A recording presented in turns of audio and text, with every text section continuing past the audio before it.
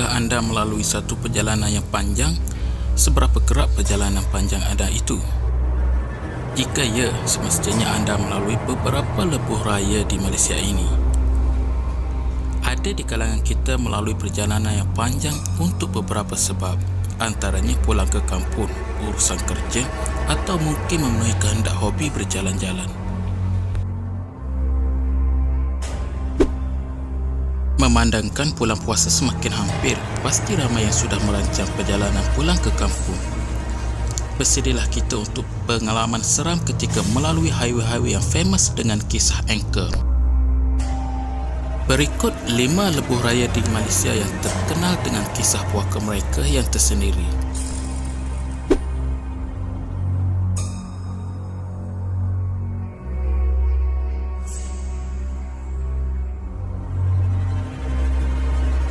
Mungkin tidak ramai yang pernah dengar atau tahu kisah ini. Namun, pada tahun 2012, sebuah persatuan bangsa Cina dekat Muar Tangkak telah mendapat kebenaran untuk menutup kedua-dua arah laluan lebuh raya ini demi menjalankan satu ritual pembersihan makhluk halus. Menurut sumber, pembersihan yang dijalankan pada jam 11 malam ini melibatkan perubatan daripada Melayu dan India yang dikatakan mampu berinteraksi dengan makhluk halus.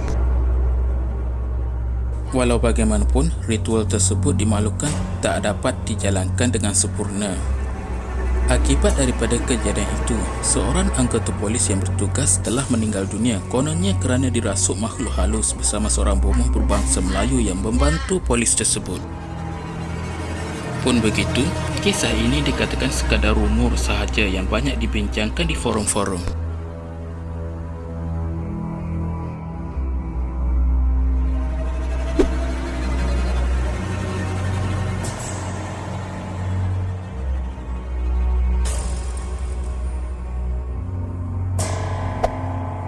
Ketika balik bercuti dari Cameron Highland, sebuah keluarga cikgu bahasa Arab ini mengalami kejadian mistik bila anak saudaranya yang berusia 2 tahun menangis tak henti-henti.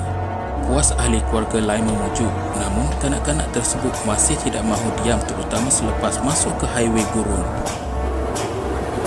Selepas itu, tiba-tiba kereta cikgu ini terasa luar biasa berat dan semasa berhenti di kawasan R&R gurun, isteri cikgu ini sempat rakam sekeping gambar. Di dalam gambar itu, kelihatan seorang wanita berkebaya merah. Menurut cerita orang tempatan, wanita berkebaya merah itu bukan manusia dan ia memang wujud untuk ganggu pengguna lebuh raya.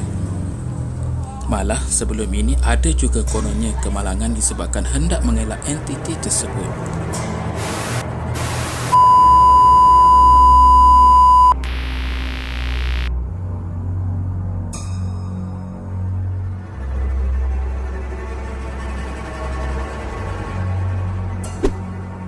Kisah seram yang seterusnya ini dikatakan berlaku pada persimpangan susu keluar Pedas Linggi hingga ke persimpangan susu keluar Simpang 4 Melaka.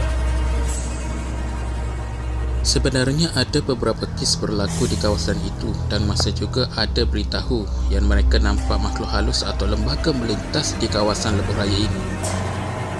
Makhluk ini juga kadang-kadang mengubah rupa menjadi lelaki tua sedang berbasikal dan kebanyakan kejadian ini berlaku sekitar jam 1 hingga 4 pagi. Antara kisah yang paling famous ialah berkenaan seorang mangsa yang sedang dalam perjalanan dari Melaka ke Bangi dengan menaiki motosikal. Dikatakan meredah highway tersebut pada jam 2 pagi dan ternampak sebuah kereta iswara sedan putih sedang bergerak sangat perlahan.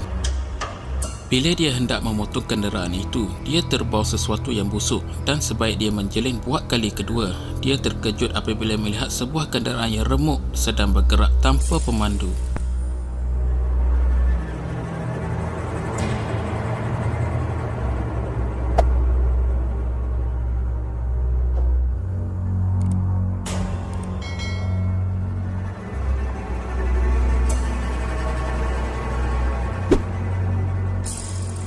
Kisah seram di highway ini telah dikongsikan oleh seorang penunda kereta yang dikatakan secara tidak sengaja merakam imej hantu di lokasi kemalangan pada tahun 2011. Menurutnya, ketika gambar dirakam, dia yakin tiada sesiapa berada di hadapannya. Dan pada masa itu dia sedang berdiri di sebuah kawasan sembah berhampiran hutan yang gelap gelita. Apa yang lebih mengejutkan di dalam gambar tersebut, kelihatan 3 entiti yang seakan-akan sedang memandangnya. 2 daripadanya memakai baju merah dan seorang lagi memakai blaus putih.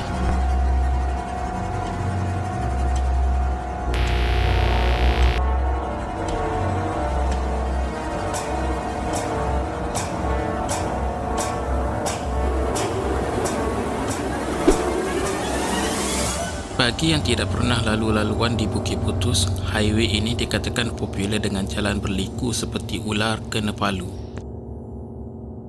Disebabkan itulah ia menjadi lokasi kemalangan dan aktiviti jenayah seperti mayat dicampak di dalam gaun dilakukan.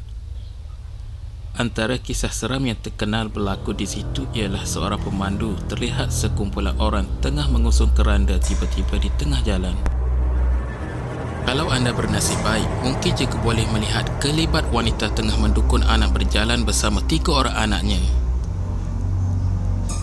Kepada anda yang ingin memulakan perjalanan yang jauh atau hendak balik kampung, berhati-hatilah di jalan raya. Pastikan rehat mencukupi sebelum memulakan perjalanan yang panjang. Kalau rasa tak sedap hati, berhenti dan bacalah ayat-ayat suci Al-Quran sebagai pendidik diri dan keluarga.